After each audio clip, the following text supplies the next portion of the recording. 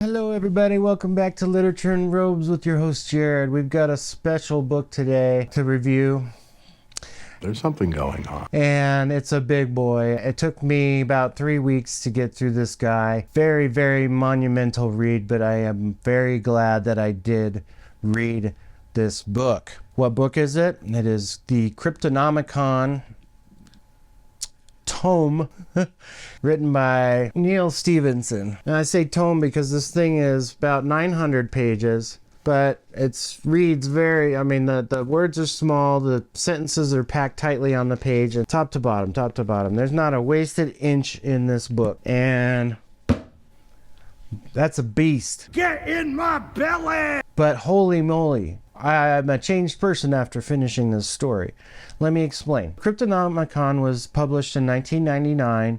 It's sort of the advent of the internet age, advent of coding. A lot of new things were coming up. They were, I believe in that time period, they were trying to figure out ways to encrypt and encode information, to keep phones safe, because now everybody has this personal device. And so it seems like Neal Stephenson took this information and was like, gosh, how did we get here? So he tells this story, Cryptonomicon, from the point of view of a World War II Marine by the name of Bobby Shafto. He's very clever in his own way. He's very practical. He's good with his hands. He makes good decisions in tense moments. And the guy is basically, he just goes out and gets things done. And he is a soldier that appreciates poetry too, which kind of makes him a quirky individual. Then you have Lawrence Waterhouse, who is also sort of skating by Shafto the whole time, but Shafto and he are inextricably attached to each other's work, even though they don't directly know that. And Lawrence Waterhouse is a code guy. He's very intelligent, very nerdy, mathy, very well read, well studied, and have been through very good schooling. And so World War II is starting to kick in, and they're discovering that there's like secret information about all these attacks. How America and all the Allied forces get pulled into this war is because they have no way of counteracting the attacks committed upon them by the German army. The story explores beginnings of code breaking, code analyzing, making codes, encrypting codes, espionage, and stealing codes. And so there was this sort of gathering of the minds during the Second World War. And Neal Stephenson seems like the right guy to do this because he's a very intelligent writer. He's very thorough. He gets down to the brass tacks. The details of every aspect of life is found in this book. Like what the cars looked like, what dress looked like, what it looked like to go out on the town. What did people talk about? What things were going on? What were the foods people ate? What were the concerns of people in the 1940s? What was going on politically around that whole time? He doesn't really miss a beat. Every little piece of information seems necessary to fill in the story. And that's one thing that I really, really appreciated was the full immersion into 1940s America. The third storyline is of a Japanese engineer, Dango, a soldier who ends up surviving through all these horrible incidents, becomes sort of a key figure who helps to create something very interesting in the future. I don't want to give away too much, but you need these kind of juxtaposed people. You need the code breaker, the person who's out there getting their hands dirty, and then the opposition of that, but how they all sort of end up becoming essential to each other for what happens in the future. And so in the future, we have Randy Waterhouse, who's the son of Lawrence Waterhouse, who's also a very intelligent person. All the people in this Waterhouse family are extremely gifted. They've all been to the schools and everything.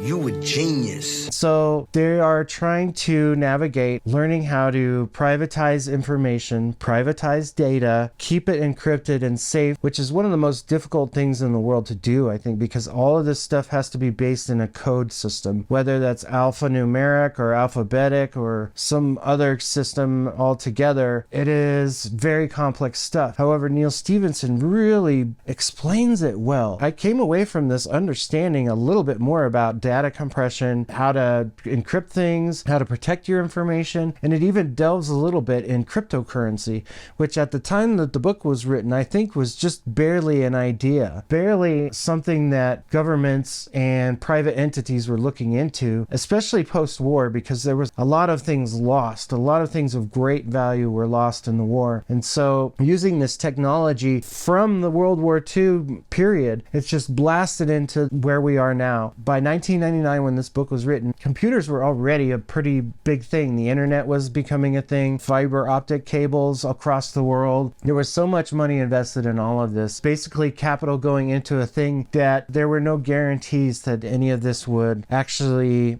make anyone money, considering the cost of everything that it took to make all of this stuff. You know, America kind of shells itself up into a data haven. China does the same.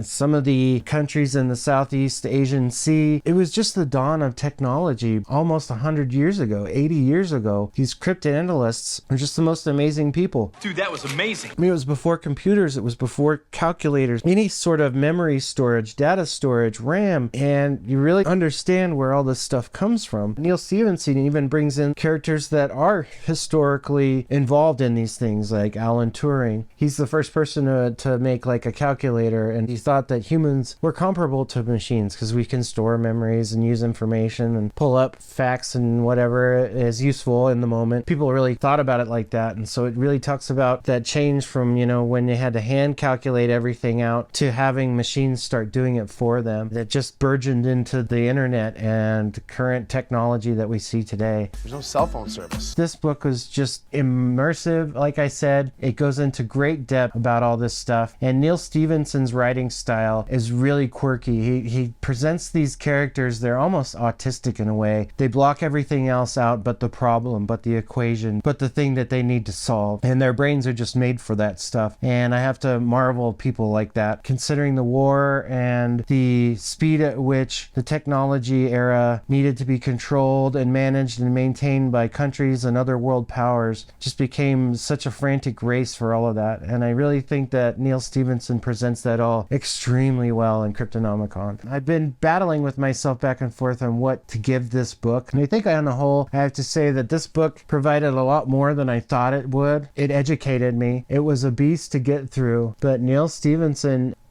has opened a door to something that I never thought I would understand in the first place. Like computer technology, writing code, all of that stuff is a whole other language. It's a whole other...